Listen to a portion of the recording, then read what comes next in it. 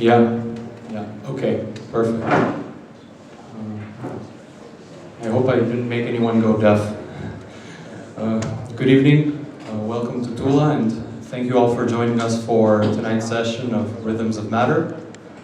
I'm Martin Anita, I'm an architect and planner. I'll be your co-moderator tonight, alongside Ande Rifai and Adonai Rizuri from Architecture, both co-founders. Rhythms of Matter was conceived as a collaboration between the Polytechnic University's Faculty of Architecture and Urbanism, the Territorial Development Agency of Albania, as well as the National Territorial Planning Agency. The goal of it was to bring to Tula, which is itself kind of a small house of culture and music, a spark of the architectural energy that defines the profession today. Offering each of us a chance to explore something greater than what music, culture, or architecture might be able to bring individually. So we'd like to give very large thanks to the Faculty of Architecture and Urbanism, the Territorial Development Agency, as well as the National Territorial Planning Agency, alongside our very gracious hosts here at Tula. I'm not sure I see them right here, but Kledan and Ban, thank you again for being such gracious hosts and for making this happen. One of the pleasures of this series has been getting to hear the important voices in architecture, speak not just about their finished projects, but about the ideas, values, and ways of working behind them. Each guest brings a different perspective, and each conversation opens up another way of thinking about architecture, cities, and the kind of life that they make possible. So tonight we're very happy to welcome Mari Randsborg. Mari is the co-CEO of COBE, the Copenhagen-based practice founded in 2006 by Dan Stubergaard. COBE works across architecture, landscape, and urbanism with a strong focus on people, context, and what they call extraordinary everyday places.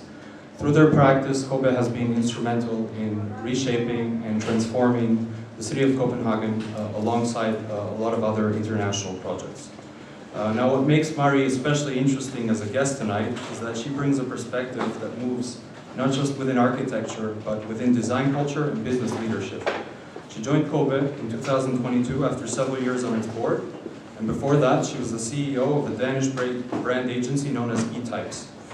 So she comes to practice not only through design itself, but through questions of culture, communication, collaboration, and how practices can grow, stay ambitious, and evolve over time. And that feels especially relevant tonight, because architecture today is not only about designing buildings, it's also about how we work together, how we build strong creative cultures, and how we respond to change without losing clarity and purpose. So in a bit, we'll get a chance to hear from Mari herself and hear more about her experience, her way of thinking, and what it might mean to actually lead a practice like COBE at a moment where both cities and the profession are changing so quickly. So please join me in giving a very warm welcome to Mari Randsborg.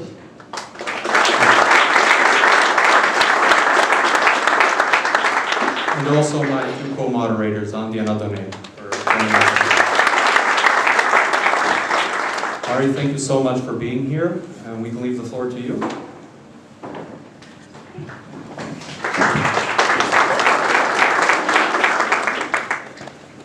Thank you. Does it work? I hope so. I'm Mary, and I'm so happy to see you all here tonight. I'm really, really genuinely honored. Thank you for the invitation. Thank you for every one of you for coming. I'm very happy to be here. I've been in Albania first time in the 90s as a teenager, and I've been visiting Albania many times with my family, traveling a lot. So for me personally, to be here with work is really a humbling, grand experience.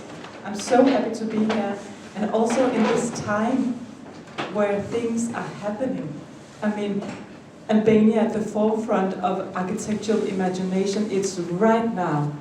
And the notion of, creating cities and changing cities has also changed over time, from Aristotle that was, talking about the city to exist of the sake of living well, to the whole modernism, and where we started building cities for cars, not for people. But I think that times are changing. If you ask COBE, what kind of cities do we want to build in Albania and elsewhere, we would like to build cities for the everyday life.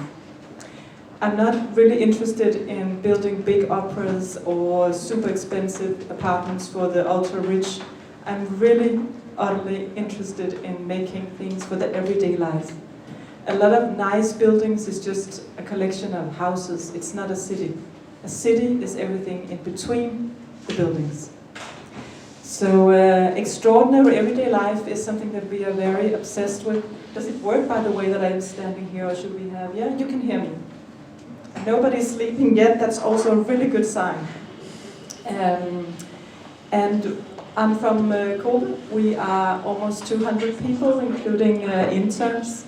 What is characterizing us is that we're not famous for one special type of typology, being good at museums or good at hospitals.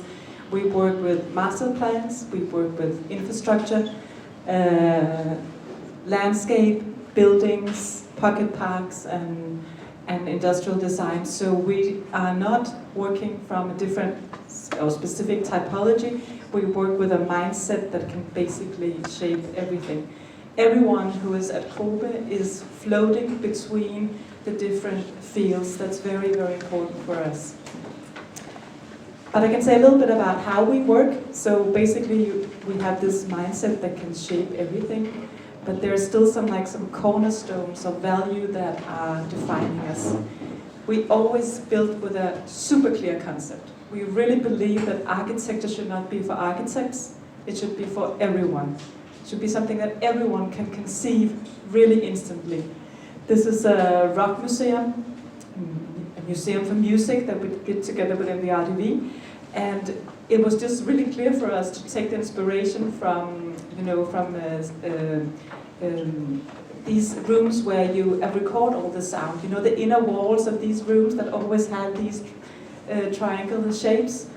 And it also looks like, the belts that heavy rockers are wearing. So, just taking inspiration for the world of rock music when you are building a rock music. Something that everyone can relate to and everyone can understand. And then we believe in giving back to the community. Every time we build, we take space in the city. And you cannot do that without giving something back. We have to give back.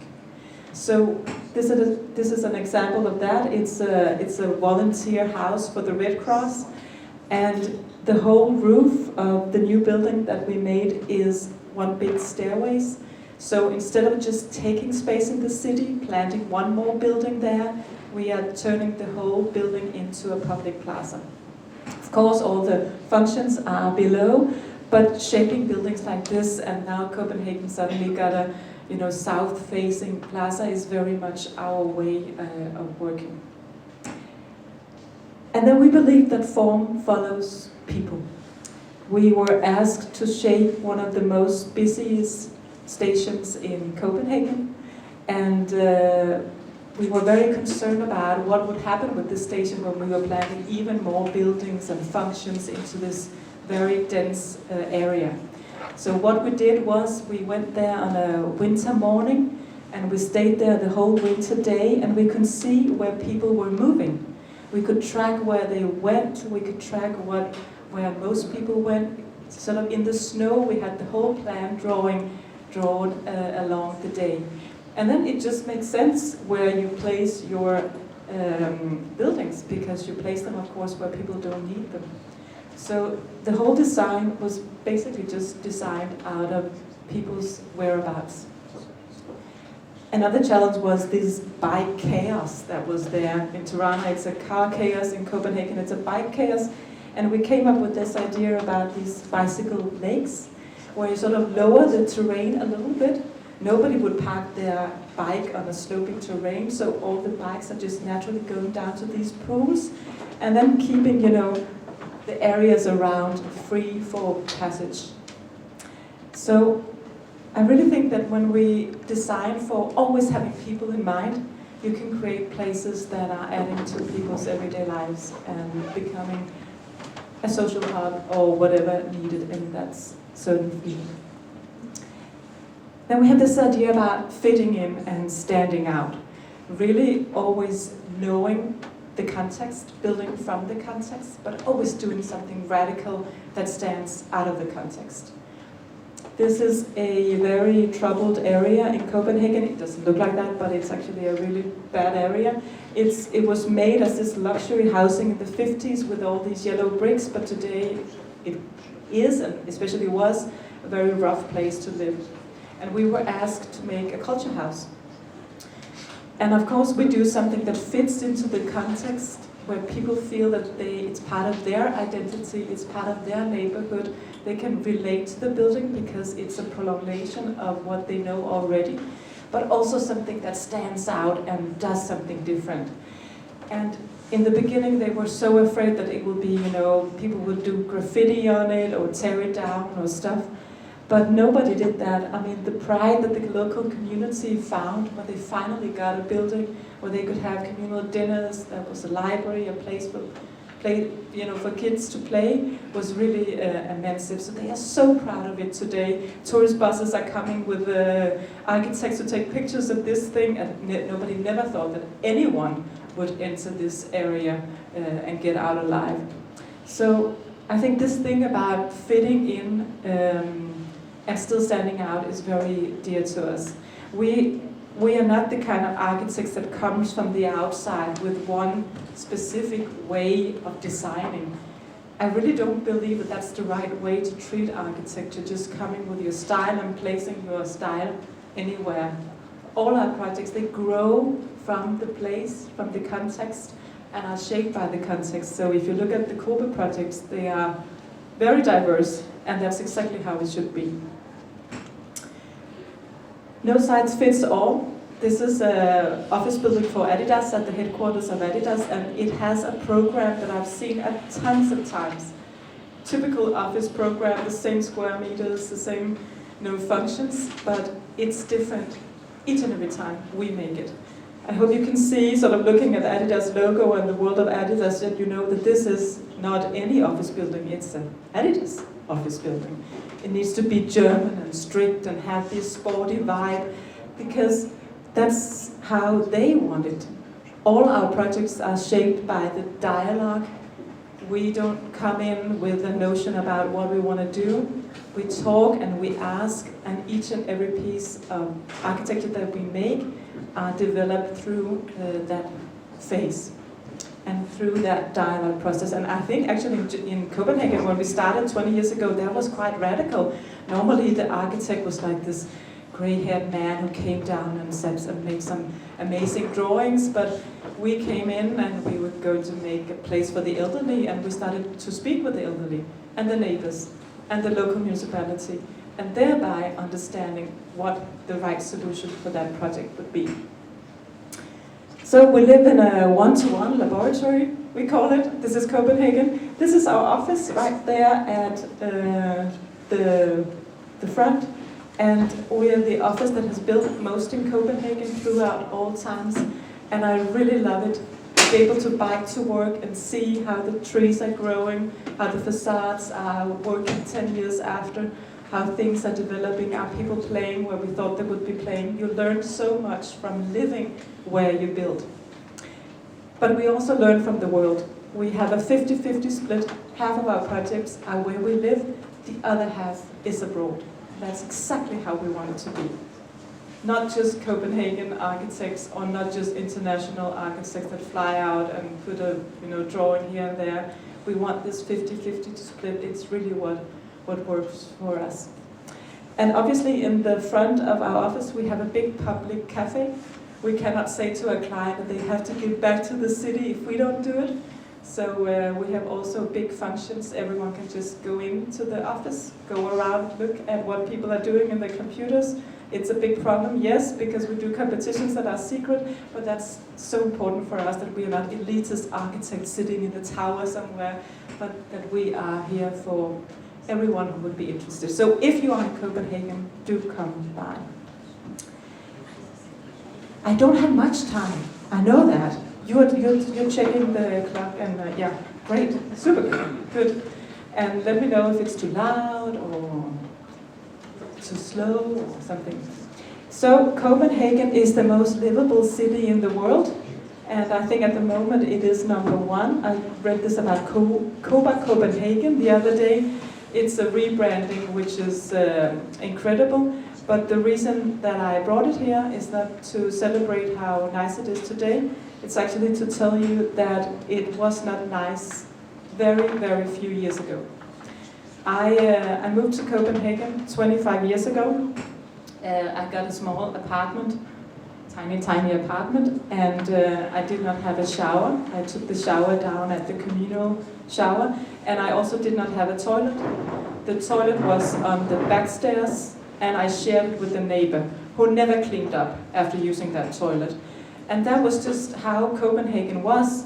This is a picture I took from the window when I moved in, and it's only 25 years ago. The square meter prices were so low. It was a city totally in decay. Nobody with money or sensibility would want to live in Copenhagen. Everyone moved to the suburbs, where it was green, where it was not polluted. Copenhagen was polluted and unattractive. It was like this post-industrial horror, you know, just a lot of young people that didn't have jobs and a lot of places in decay, seriously. And that's 25 years ago. That was the end of the 90s. So looking at what's happening here, it's incredible as well. You're changing everything around you in such a short time. And it's really, really inspiring to see what is it that can change things in 20, 25 years. What is it that we do and what is it that we don't? When we looked around in Copenhagen, we could see, oh, all the other ones have these wonderful things. Look, Paris has an Eiffel Tower, Big Ben, they have tourists, they have money, they have the sun. We don't have anything. We had one thing, the Little Mermaid. That was like our top tourist attraction, a statue of a woman sitting on a stone. I mean, that was like the best of Copenhagen 25 years ago. But luckily we had really, really cool government and a very strong municipality that had a vision, just like you have. There had already been a change from parking to people, especially in the medieval cities where cars were sort of taken out and more pedestrian roads came in. So that had already begun. And then at some point Copenhagen sold off a strip of really important land next to the harbor to a lot of developers. And for that money, we started to debate what should we do with that money. Should we build an Eiffel Tower for Copenhagen? Should we do, you know, an art museum? What should we do with it? And what was decided is just so cool, because for me it says everything about what kind of vision we had in Copenhagen. All the money was used to clean the harbor. The harbor was super polluted. We cleaned it so it was possible to swim in it. Copenhagen could, you know, we had the back to the harbor. We never went to the harbor, but now suddenly Copenhagen could open up for the harbor, making public areas, pedestrian areas. You know, people swim in it in the summer, this ice skate in the winter, because the harbor is for everyone, and it's free. So that sort of kick-started an idea that, okay, maybe we are not trying to just build another Eiffel Tower for Copenhagen to attract some investors or tourists or whatever. Maybe we can be a city where it's just really nice to be for everyone. And then came the bike revolution. And biking exploded. And today, almost half of the population in Copenhagen bike to work. And it was not like that 25 years ago, and today it is. The whole biking infrastructure went crazy. It's really, really fun and healthy and fast to bike around the city. And this, oh yeah, and I just bought this picture because looking at Albania in April, it's 25 degrees, you have no idea how lucky you are. Biking today in Tirana is not like biking in Copenhagen. This is a few months ago. So when we say biking, it's, you know, with the full experience of the crazy biking we have.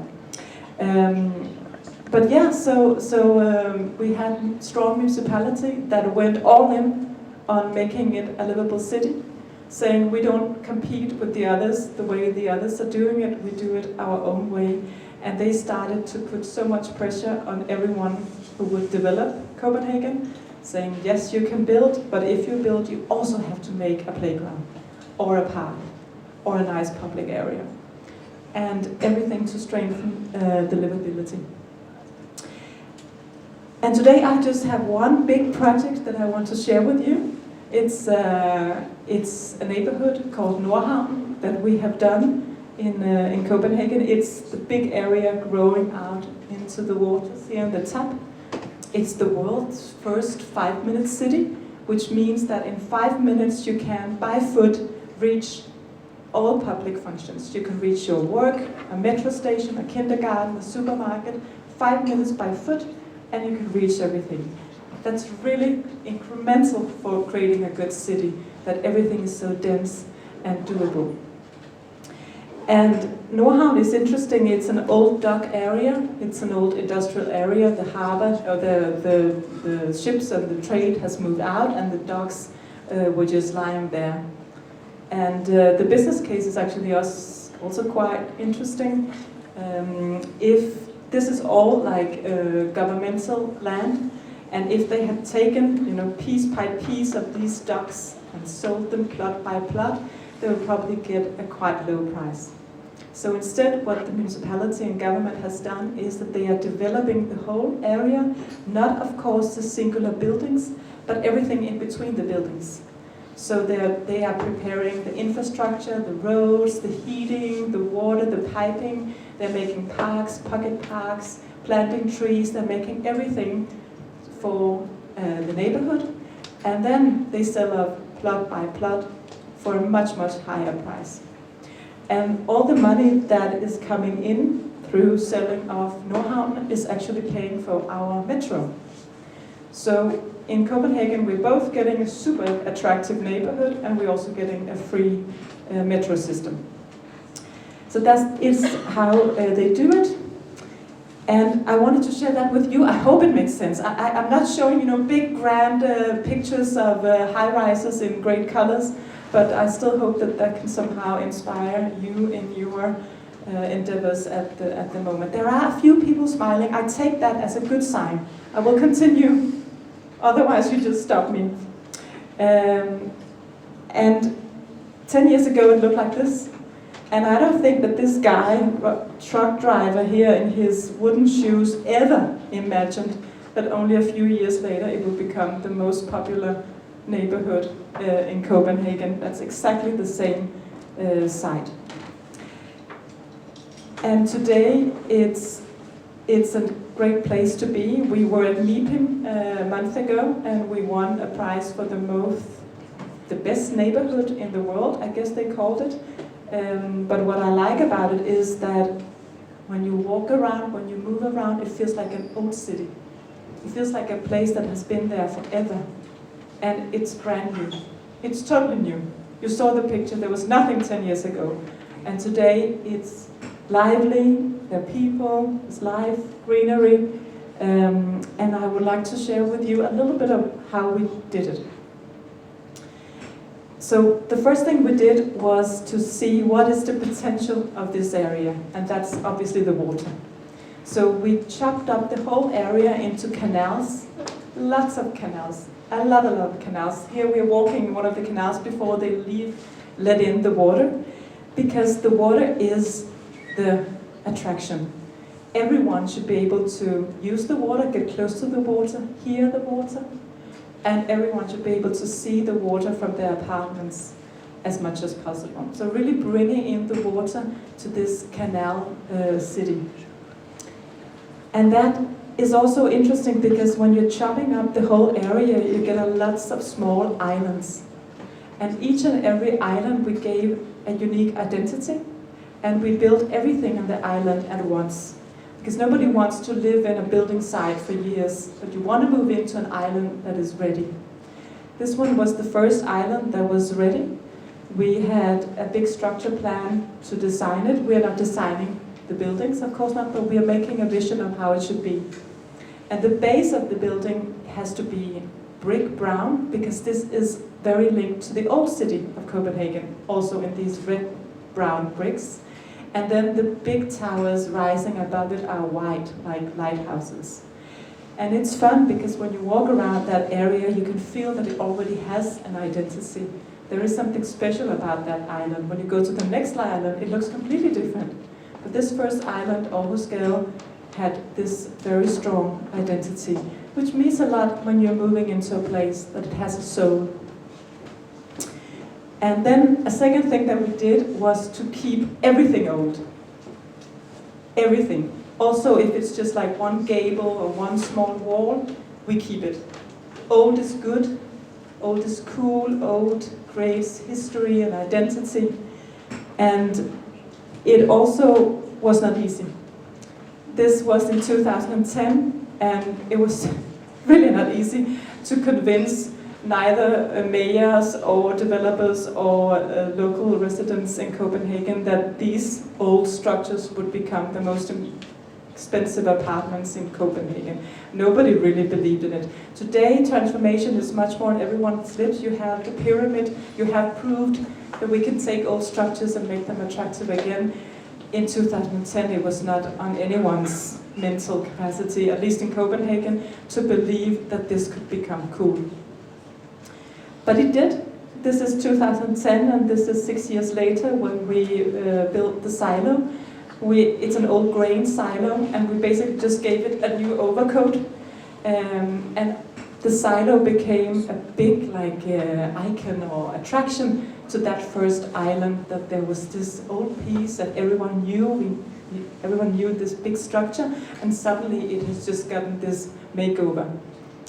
And we chopped out a lot of places for windows, and all that concrete we used for the public areas around the silo. And then typical COBE-s style, we have a big open ground floor, of course, open to the public. And we also have a public top floor, because we really believe, and I really believe this, that the best square meters should be for all. Not for the few, for the many. So no rich people at the top that can sit and hover over everyone. A big, floor for everyone to use. And then we made it to The Simpsons. And I think as architects, seeing yourself in a famous cartoon like The Simpsons, they came to Copenhagen, they stayed in our silo. I mean, we could just die. We made it. At this point, we thought there would be no returning. We are complete in our careers. And then another thing we made was to work very much on the mobility. We wanted to make not a car-free district, but a place where you really have as few cars as possible, where you bike, where you walk, where you use public transportation instead. But how do you do it? How do you prevent people from using their cars and instead jumping onto the bus or to the metro? And what we did when we designed the master plan was that we made it super annoying to drive in a car, and super fast to be a foot or bike or using public transportation. And then it just solves itself, because nobody wants to, people get furious to sit in these cars. They have to drive a long way route to get to a place, annoying. There's a queue, it takes a long time. Parking is impossible to find and super expensive. And if you've done that once, you never do it again. So people just walk and bike and use public transportation instead. It really works. It's sort of, just nudging people into, you're welcome. There's also seating here at the front if you are interested, or on the sofa. Yes. And then how do you bring life into these new areas? I mean, as you can see, the housing in the back, I mean, it's nothing that you would see on the cover of Disa. Hope you see anything when I stand here in front of the slides. I hope you do. It's just standard housing. We have made the overall structure plans, knowing what the heights of the building should be, what the colors, materiality, public ground floors, all of that. But each and every architect are making their own buildings, and many buildings are really just standards. So how do we bring life into a newly developed neighborhood? Because the problem in Denmark, and maybe also elsewhere, is that a lot of newly built areas look like this. The house might be fine, but there's no life. People are probably living inside of it, but the streets are empty. And one thing that we did was that we wrote 2 sentences in the local plan. 2 small sentences in the local plan.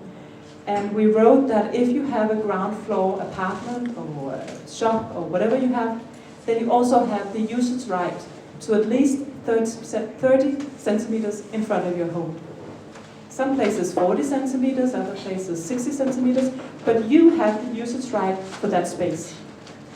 And it creates a city that is completely different. People are making windows into doors, they're putting up plants or garbage or old bikes or new bikes. The kids are sort of using the streets in a whole other way. You take care of the streets. Instead of walking down an empty road, you walk down an area where you can see your neighbor's flowers. You don't go pee on your neighbor's flowers. You take care of your streets.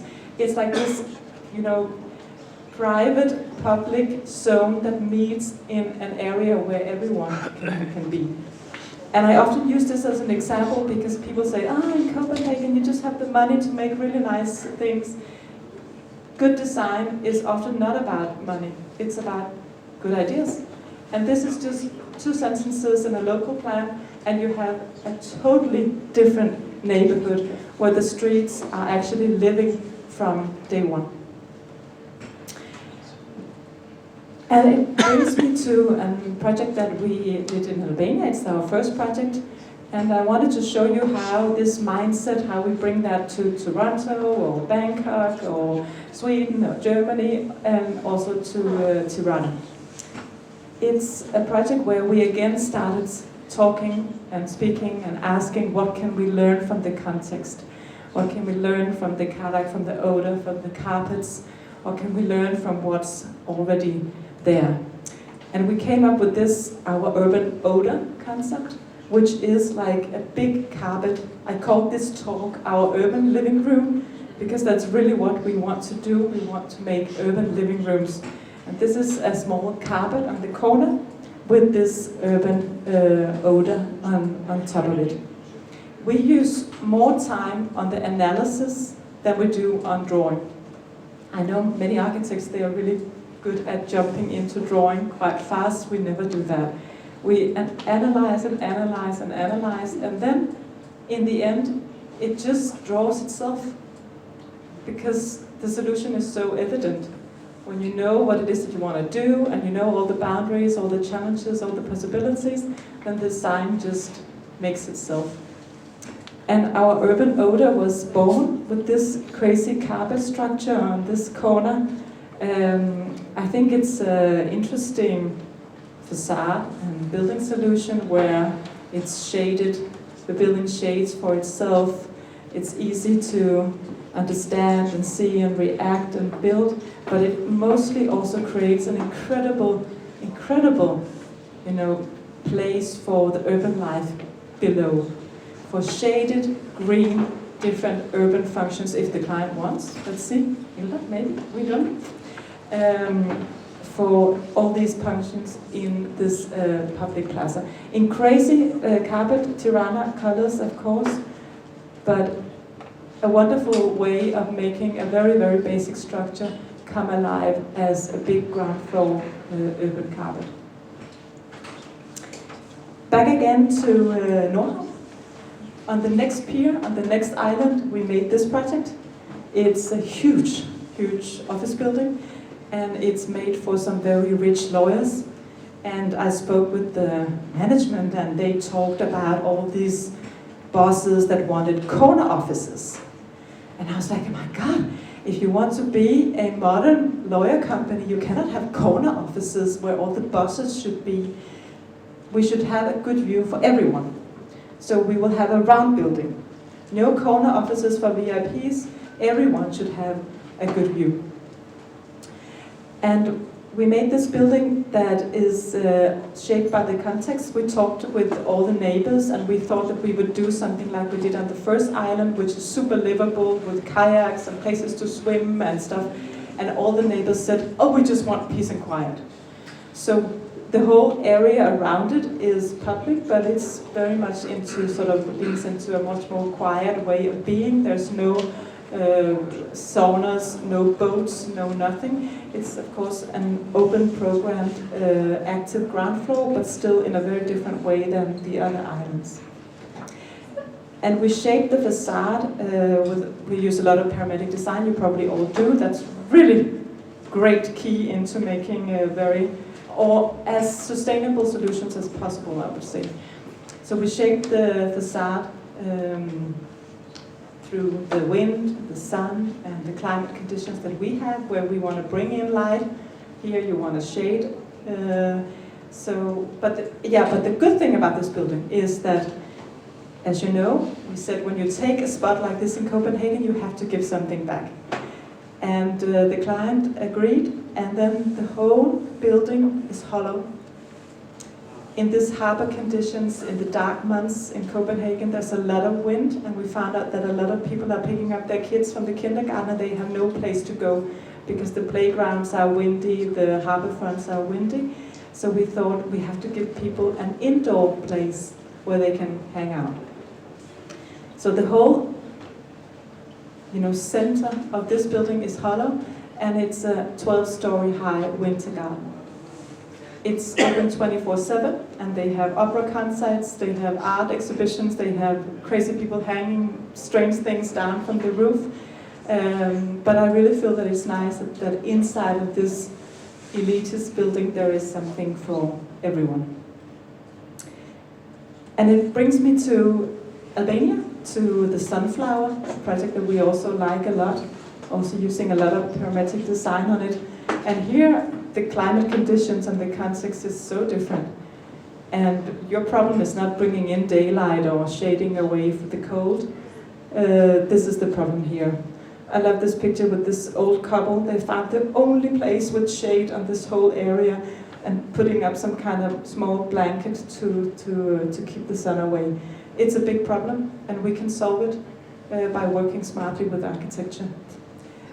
We thought, how about making a project that is all about shading, where we have buildings that shade each other, where we have balconies a bit smaller that are shading the facades, where we have the facade itself also shading, and even down to the cladding. In the small centimeters, it's rifled, so it shades itself. And it's incredible when you start to do the math, how much you can lower the CO2 levels, how much less you need air condition when you just build smarter. So again, studying the context, finding out how do we do natural cooling, how do we make variety instead of just one big block.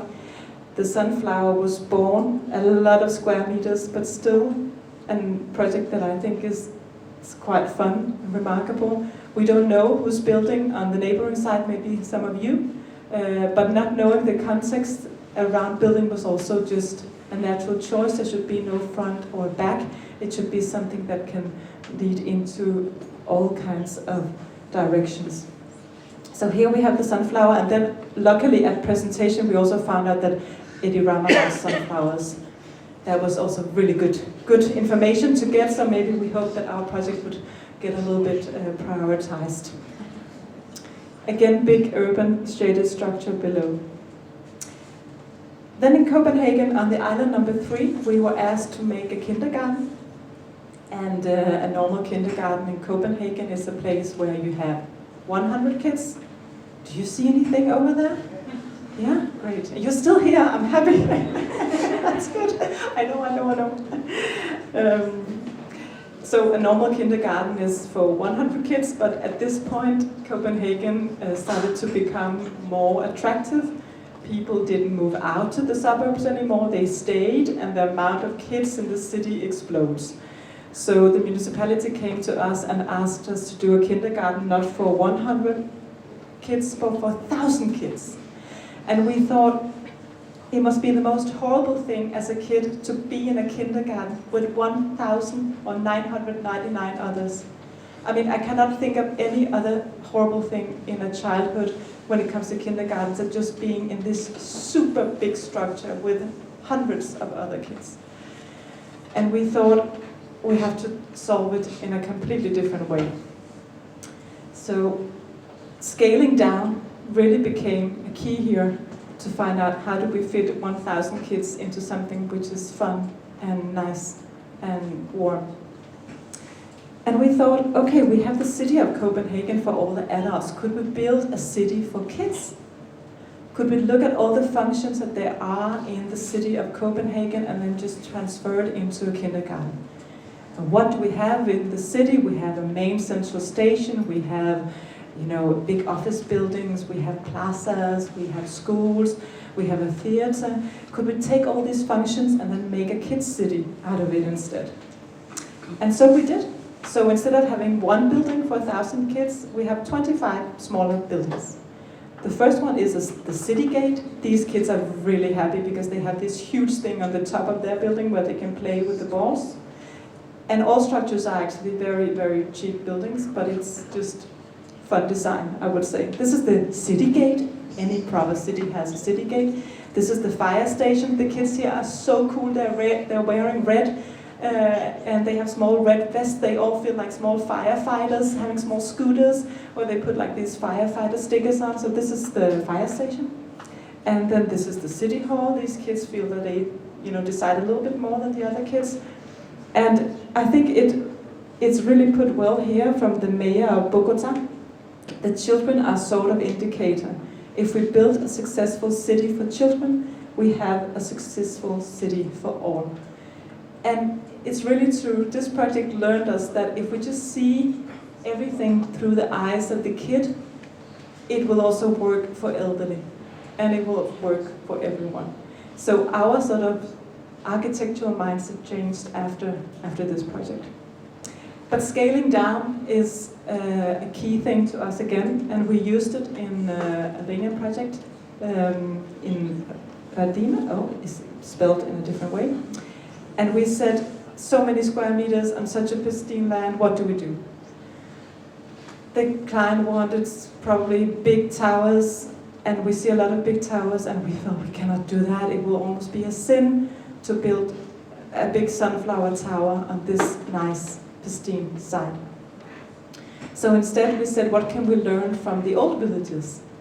What do work in the old villages that we could do anew? About the human scale, about the livability, about how we're building communities, really aboard the courtyard spaces, the narrow alleys, the relation, the green, the private, public-private areas. And we said, can we just use all the classical design drivers from a village that just grew naturally over time, and then design a new village from that? So we have the small village here, and it's fitting into the context. It's sort of hopefully just another mountain sloping down to the sea, something that doesn't scream, it's not a crazy color, it's not a high-rise, it's just fitting into the nature. And then it just uses really everything that we've learned from Mediterranean villages about shading, about creating plazas that are human scale, places that you can walk, that can easily be a medieval city because of the scale and the texture, using local stone, etc. Using the terrain to create all of these pockets and places and shades and stopping the wind and all of that, or creating wind, actually, and all of that. Do I have time for one more, maybe just? Yeah? Okay, very quickly. Okay, I'll be super quick. We made a park in Copenhagen called the Opera Park. It's just next to the opera. It was a piece of wasteland. There was nothing on it, and somebody planted grass because it was next to the opera, so we had to have something which was obviously then grass. And we turned that wasteland into a park, the newest park that we have in Copenhagen. But actually it is a parking area. It's a 3-4-story parking with a park on top. Because the opera wanted people to be able to drive to the opera and get into the opera without getting wet shoes. So driving your big car, putting it here in this parking area, and then walking through a park to the opera. So actually there is a park, but nobody knows that it's actually just on top of a huge parking facility. And then we started looking at the site, and we found out that this site in Copenhagen is actually where all the ships docked in the old days. This is where the big ships sailed out to the world and came back with goods to Copenhagen. And we said, oh my God, if this is the identity of this area, then we are not just making one Danish park. Then we are making several parks. We have a North American forest because we did a lot of trade there. We have an Asian grove because we were very active in Southeast Asia. We have actually 7 different gardens bringing the world into Copenhagen. So one plot, not with just one forest, but many different varied landscapes. And it's really a place without a plan. It's a place where you take your shoulders down. You don't need to be efficient or cool or anything. You can just get a break and do what you want to do in this natural environment. And then we were inspired by the opera, because the opera has these amazing stages with all of these layers. And we said in our project, it should not be opera stars, it should be the plants, the flowers, the trees, they are the stars. So we took this whole piece of land and we did like this. And we planted all the tall trees in the back and all the small scrubs in the front. So when you look at the area, it looks like a huge forest and not just a flat pancake. And you have all these layers like you have in the opera stage. We made sure that it looks nice year-round, depending on what you plant and how you do it. And then we have these structures, both winding small roads. I mean, you're coming to the opera, it needs to be a musical experience walking through the park. And then we have these inside-outside structures like the cafe. You can see everything is inspired by nature. This could be like a big mushroom that you sit underneath and have this almost inside-outside experience. And then you can walk down into the Asian garden, which is winding down 1 floor, 2 floor, 3 floor, 4 floors to these big parking facilities that are naturally ventilated and super green. All water from this to all the plants comes from the roof of the opera. So the roof of the opera has become like a huge water tank leading water down to the plants. And all the income from all the parking goes to manage the park and creates income. Just to round up a bit on the, and then, oh yeah, okay, and one last that is linked to this one, I promise I'll stop very soon. Park and Park for Tirana.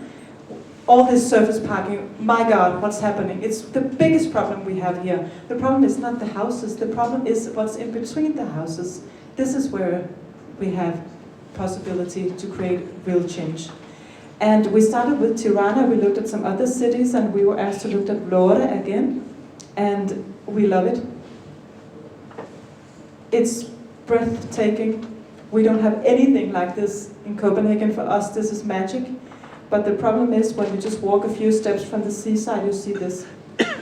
Really not as invited as it could be. So our concept for the Park and Park is that we go from parking to park. We go from random cars to urban parks. And we do it by collecting all the cars that are parked. We collect them into mobility hubs, and we free the space to people and to nature. And what we've done is we've looked at the big urban maze of Vlore and cleaning it up, creating these pocket parks, mobility hubs, green areas that people can use. We divided into 7 big super blocks, looking like this.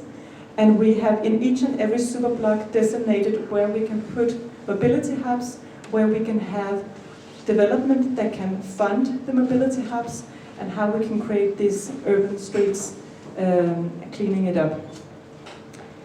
I can actually, if I go back one, down here on the map we counted 700 cars, and think of all the space 700 random cars take. So much space can be freed. So we can walk from cars to life. From car-dominated ground to shared urban landscape. The whole site is very varied. You have, of course, have to work with it. Some of the streets are very commercial. You have to do that commercial. Some streets are really just traffic. Let's strengthen that instead. Less junk, more life. Quite easy to do, actually. Already a lot of development is happening. They're already thinking about parking solutions. Just take it to the next step. It really is not something that costs a lot, and this is what can create livability and heighten quality of life. I will stop now.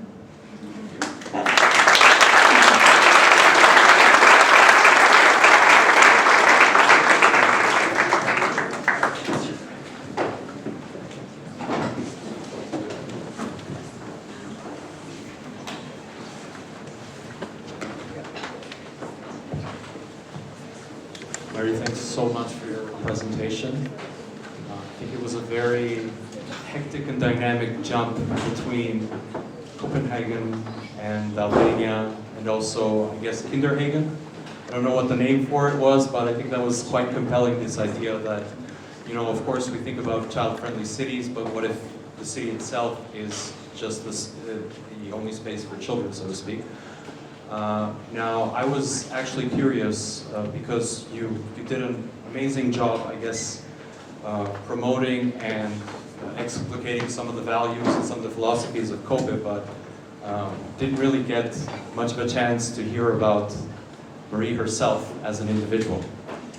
So from our research, we've kind of seen that you jump also during the presentation from the design role to, let's say, the creative or business leadership role. Of course, a lot of the young architects in the room, currently, perhaps they're learning the craft, or they're being mentored by other architects, but later on, they might open up their own firms. So how do you feel personally that, let's say, creative leadership can be balanced by design from your experience?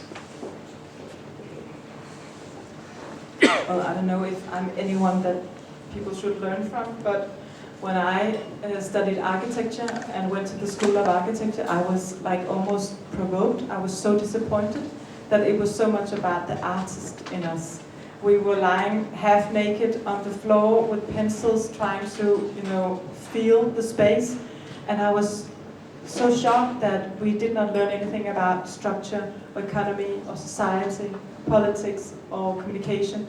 And I thought architecture was much more than just the artistic expression. So I started to bike around town to the business schools, to the theater world, to all kinds of other areas, just to learn, because I didn't feel that the world of architecture was only the artistic field. I felt that there was so much more to it. And then at some point I worked in a company that was a creative company, and it made a fusion together with a business company. And on paper, I was like, yes, this is amazing. This is exactly what we need, the creative people there, but also the business people there. But it was a disaster. They could not work together. They didn't speak the same language. And it ended up in this horrible bloodbath of, big drama. And when I saw that, I thought, this is what I want to work with. I was so interested in how can we get all of the creative people that I could see in Copenhagen around me, and nobody could make a business out of anything, no matter if they were doing pottery or fashion design or architecture. It was so difficult to run a business, and I thought, this is what I want to work with, trying to find out how do we empower the creative people in the society around us. I think that's really a key kind of compromise. As architects, we make a lot of compromises, but I guess school isn't a place where we normally think that we kind of pick up these sort of skills as founders or as firm heads. So I guess my co-moderators have a little bit more insights and more thought-provoking questions when it comes to I guess the practice of running a firm and balancing the design with the business and the creative leadership. So I'll pass it on to them for the next couple of questions. I will shrink basically two questions in one. Well, basically this came after your presentation, and during the whole presentation, you were talking about public space. And I want to ask whether there are like different publicness. Like, is it like public space perceived differently, like in different places? For example, is public space different in Denmark, different in Albania? Because when you were showing that part that you put in the law, in the regulation, that they have the rights, and we left, and I was like, that would have ended completely different here. So, in that sense, this question, I think it's quite important to understand how you operate in like different contexts, like in terms of different societies and how they perceive publicness. I think the notion of the public place is the same elsewhere. A place where you feel home, where you feel that you also belong, and you can act and enjoy. But how it's shaped is so different. I completely agree. You don't have that problem about bringing life to the streets. You have too much life in the streets. Old chairs and rubbish and great trees and everything that is there. So what's important is just the contextual approach. I mean, I design a completely different public plaza in Bangkok than I do in Belgrade. So as long as you're contextual, I think you can bring out what's needed in that specific place.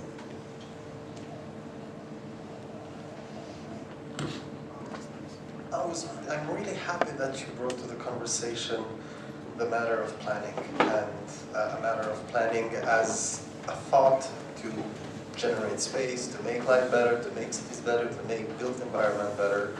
And it seems that not only in urban planning, as you showed in the project of the harbor, and like how you transform the space, but also how you looked at what's existing and how we can activate it. But this sort of mindset comes also in architecture, in rather like smaller scale projects.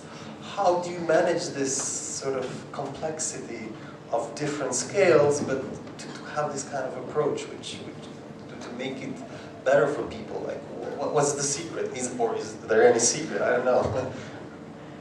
I don't know. I think a lot of people probably don't like our work. This is just how we do it. And it's not difficult for us at all, because that's what we believe in. That's our values.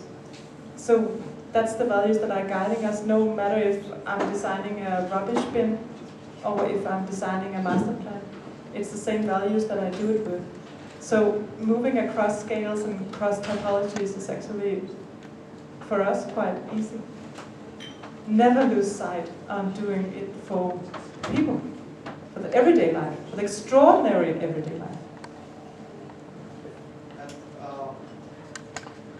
This is completely different, but you actually mentioned that you had been in Albania in mid-90s, and this is like amazing because you are probably one of the few architects who are working here that you have seen, like maybe in different eras of Albania's transforming.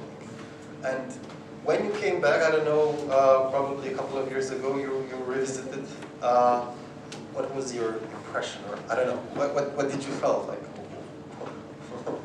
What happened in your mind? But I'm so grateful that I saw Albania in the mid-90s. I saw the pyramid before it was nice. And I have been back to Albania many times. I've traveled a lot at the Balkans, both with my family, but also with my parents, but also with my kids. I was stuck in Tirana for 2 weeks during Corona. That's 6 years ago or something like that. So I've been here not a lot, but several times. And every time I come back, I see a new country. It's a complete, revamp every time. I don't see that anywhere else. It's interesting.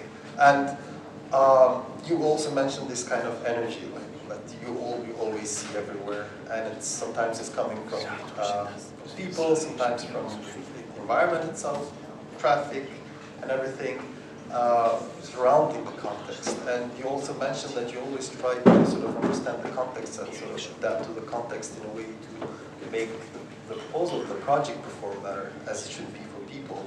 And here, what is your sort of your practice in the project that you are doing here? What is the sort of the enzyme or the catalyst or which sort of or the spark which happens in your project that you find here? I think there's so much potential here. You have no idea how gifted it is, and there are also a lot of problems. I'm completely aware of that, and I both see it and hear it, but there's so much potential. And I think it's just about doing things right, and what is right. I really believe that we have so much striking architecture here. I mean, I have seen nowhere else a collection of this, of amazing buildings. But it's time to look at the spaces in between the buildings now. Of course, not making great buildings, but really working with the spaces in between the buildings. That's about time. You're doing it already, I know, but much more of that. That's excellent. And I think it would be better if we jump to the questions from the audience. Yeah, I think, I guess in the spirit of what you were presenting to us, let's open it up to the public. But before that, do you have any, let's say, parting words or anything that you might want the young architects in the room to take away from tonight? We have that Ilda beat. Have any good advice? You are wiser than me. Maybe to stay opportunistic. This is an opportunistic country and an opportunistic world.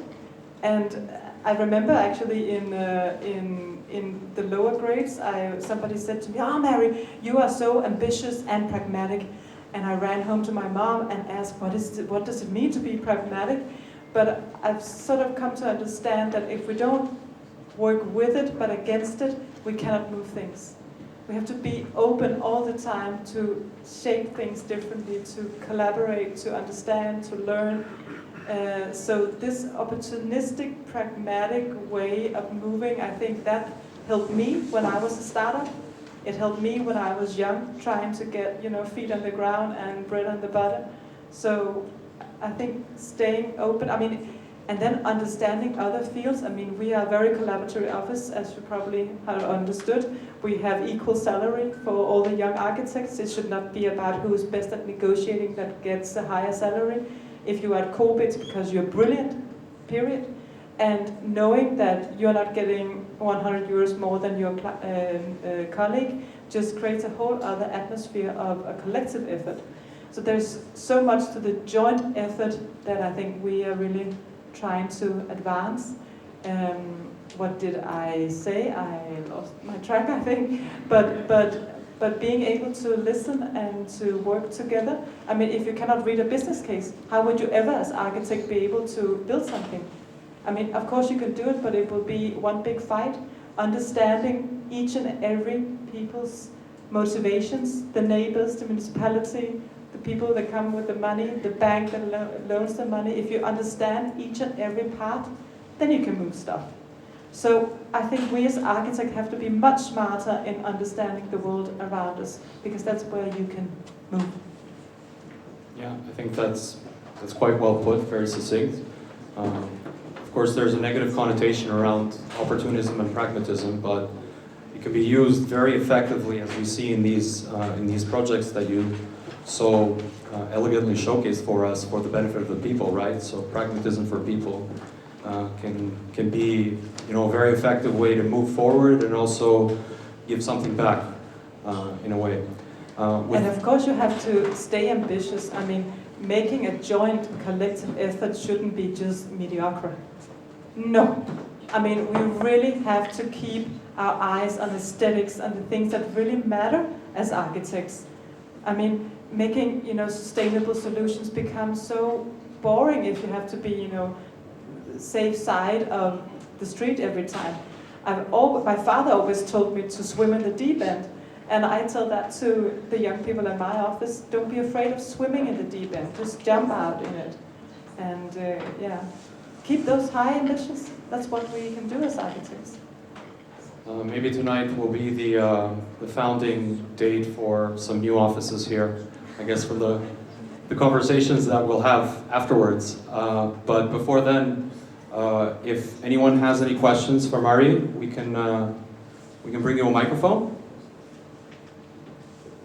I'm here for you if there's anything I can help with. But I'm not smarter than this room, but if there's anyone, I'm all yours. Yes, one question.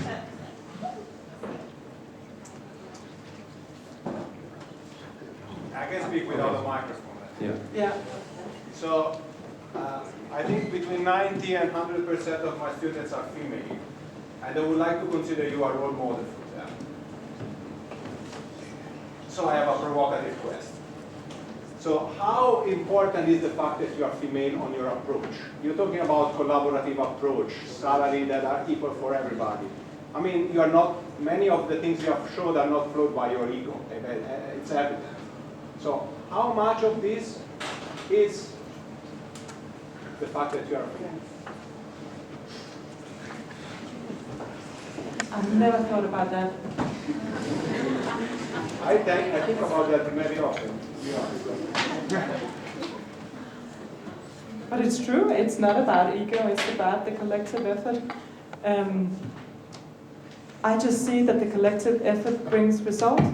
I'm a co-CEO. We have 2 CEOs at COBE. Before that, I was always alone. I was always the one that was on the top, taking decisions by myself. And then by coincidence, I got a co-CEO, and I could just see we take better decisions. Because the decisions that I would normally go for, she says, oh, no, you didn't think about that. We take better decisions, and we're So 2 to execute. women. We're both 2 women. Maybe that's the right voice. But for me, I mean, we are running an office where we want the owners of the company to be 50-50, the management of the company to be 50-50, the employees to be 50-50, the salary levels to be 50-50. I mean, we monitor it all the time. All the time. Your projects are giving back to the community. So, how much of this is a female approach to architecture? But I think a man can also have this approach. And maybe it's a female quality, but that can lie in an animal or a man or anyone as well. I've never thought about that, but what I've thought about is that the building industry is so male-dominated. It really is. And I wish that I had had some role models. All my teachers in school were men.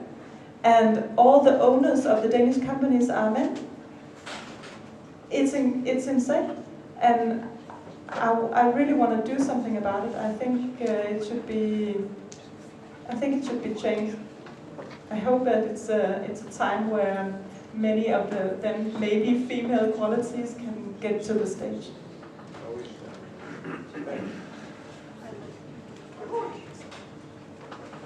Good evening. So much presentation. I'm a young architect and I really like your approach on architecture. I have a question. We have been seeing many huge buildings all around the world. Then we saw that small-scale buildings were awarded prizes, such as Pritzker Prize. Is architecture valuing something different than previously? So should we focus more, maybe in the future, on the small alterations of existing states, or maybe small alterations, or should we think of people as architects for community? Things have definitely changed, and I think this thing about sustainability is playing a huge role. I mean, it's not so many years ago that nobody spoke about sustainability within architecture, and we speak about it all the time now. And for many years we have known what we want to do: lower CO2, maximize green. I mean, we know what we want to do, but it's goddamn difficult. Because you are against the regulations, you're against the producers of the material, you're against the wallets of the people who are paying. It's super difficult. But what we have found out is that when we experiment with new ways of building, which is difficult because the insurance companies won't cover, then we do it in a small scale first. It's the only place where we can do radical change. We cannot do radical change on high rises. So we have started with smaller buildings. And those smaller buildings are much more interesting than our traditional way of building that we're still doing in larger scale. So for me, I think maybe that change, which I think is sharply put and great that you've noticed it, I think maybe that's driven because the radical new solutions come in a tiny size at the moment. Hopefully we can scale it up, that's what we all want, but the market is not there yet. So one more question? Hello. So thank you for your presentation. I want to go back to one of your points that you say, believing hope, that's giving back to the city, which honestly I love it, and I think every professional on this stage should believe in so. My question is, I saw some great examples in Kopenhagen and abroad in Albania. I want to ask you, how's this experience going on in Albanian projects you're working on, knowing that 90% of Albanian investors only believe in one thing, where are the squares? Yeah, I think there's room for improvement, but I also think we have a very strong, governmental setup that is even getting stronger and can put more demands on the developers. The developers want one thing, so the only ones to challenge that is a strong municipal voice that will, demand something for the greater good in exchange. And nobody else will demand it. We do it as architects, but we don't have the power to put our foot down. We can inspire, trying to make a Red Cross building which is shaped like a staircase, hope that they can see the value of it, but we don't take those decisions. It's the authorities. And having these strong authorities also here, getting stronger and stronger, I think that really will make change. Thank you.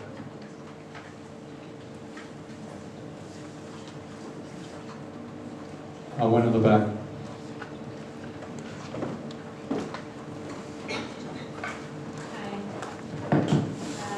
It was more of a thank you that I wanted to say. Thanks for the presentation. I'm a nerve center, and I think it's a great service to this room, what you shared today about the scale of interventions and how you think about human-centered designs. We are actually a country that used to be 10-minute cities, mostly, and at the same time we're trying to get back to it, but also walking a bit away from it. And I think it's great that we have the chance to hear from you. I've had the chance to hear from you a little bit about the North Haven project before. It's great because it stood with me was the fact that you took into account how the family unit also changes in the city. So it's for humans at every level of life, like bigger families become maybe smaller, maybe bigger daycare, etc. So I'm happy that also the student makes that suggestion, because this is what I wanted to say thank you about. And I also think it's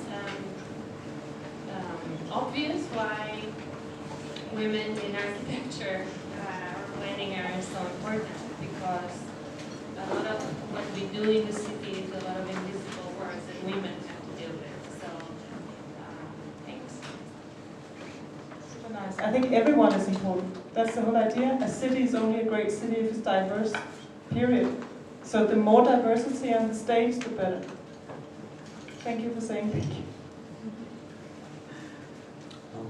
Thank you all for your questions, and Mari, thanks so much for your time and generosity in answering them. And now I guess is the time where everyone has kind of been waiting for. We can break off and kind of, some of them will go to the game and some of them can join us for conversation later and possibly, found new architectural enterprises.